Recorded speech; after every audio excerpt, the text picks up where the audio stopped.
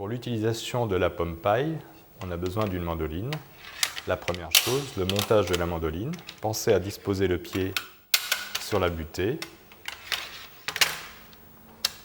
Mettre à niveau la première lame afin de pouvoir faire glisser la pomme de terre et régler ensuite à lame cannelée afin de réaliser des filaments de pommes de terre. Une fois la lame à peu près réglée, on va utiliser une pomme de terre de la binche et on va donc faire un mouvement de va-et-vient sur la mandoline pour arriver à faire un taillage très fin des filaments, l'équivalent un petit peu d'une julienne.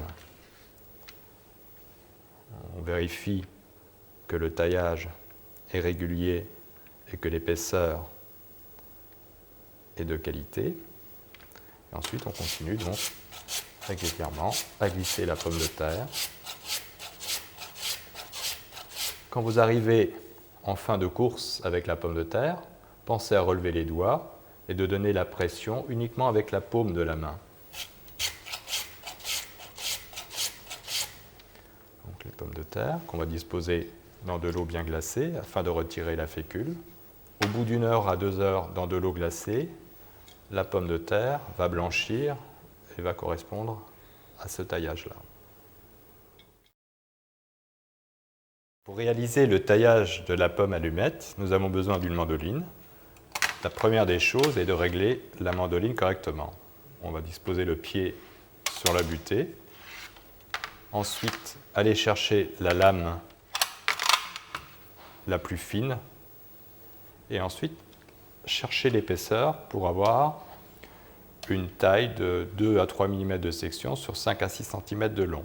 On va donc ensuite utiliser une pomme de la binche et on va faire un mouvement de va-et-vient pour obtenir donc ce type de taillage. On vérifie au bout de 2-3 taillages, s'assurer que la pomme fasse bien 2 à 3 mm de chaque côté. Ça ressemble à une espèce de petit cube. Voilà, tout à fait, sur une longueur de 5-6. Et de là, on continue donc à découper en ayant une pression régulière sur la pomme pour qu'il n'y ait pas de mauvaise coupe. Ensuite, on peut reprendre la pomme de terre dans l'autre sens, ce qui donne une plus grosse marge de découpe. Et une fois qu'on arrive donc sur la fin de la pomme de terre, on utilise la paume de la main pour éviter de se couper. Les pommes de terre seront donc ensuite disposées dans de l'eau glacée afin d'en retirer la fécule.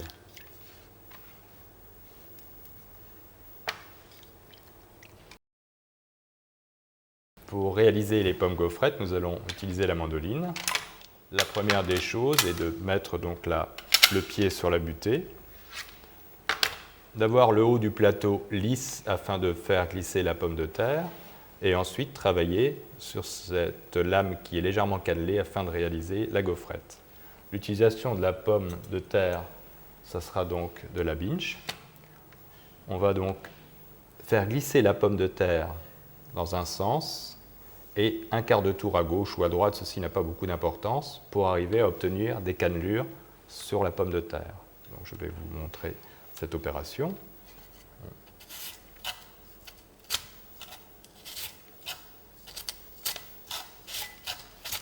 Alors, nous allons vérifier le taillage. On se rend compte que c'est beaucoup trop fin. Je vais donc légèrement agrandir l'épaisseur de la pomme.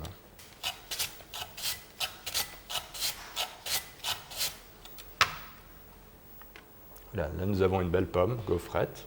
On va continuer donc à les couper.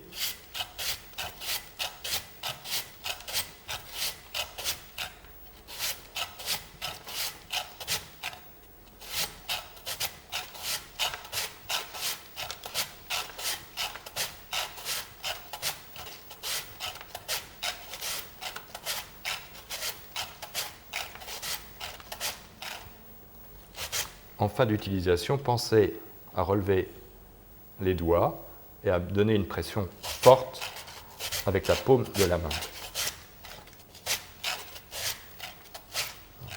l'utilisation de la pomme de terre, du restant de pomme de terre, peut être utilisée pour de la purée ou une pomme duchesse ou toute autre préparation. Vérifiez donc la qualité de la coupe et disposer les pommes de terre dans de l'eau glacée afin de faire retirer donc l'excédent de fécule. Le résultat obtenu au bout d'une heure de trempage dans de l'eau glacée est à peu près identique à ça. Pour réaliser le taillage de la pomme chips, nous allons utiliser une mandoline. Pour ce montage, nous allons donc déjà disposer le pied sur la butée. Ensuite, nous allons régler, à l'aide de cette tirette, l'épaisseur de la lame. La lame, pour le taillage de la mandoline, doit être environ de 1 à 2 mm. Une fois le réglage effectué, nous allons prendre de la pomme de terre, cette variété de pommes de terre et la binge. De là, nous allons donc découper la pomme. Nous allons retirer les pommes de terre donc les plus abîmées, qui ne sont pas suffisamment rondes. On l'utilisera pour réaliser de la purée ou des choses comme ça. Et disposer donc les autres rondelles dans de l'eau bien glacée.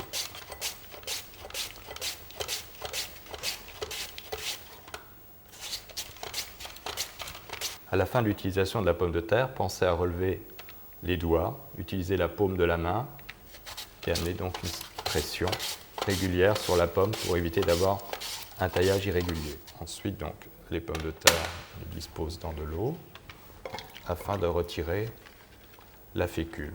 À la fin donc, du trempage de la pomme, on doit arriver à un résultat de cet ordre.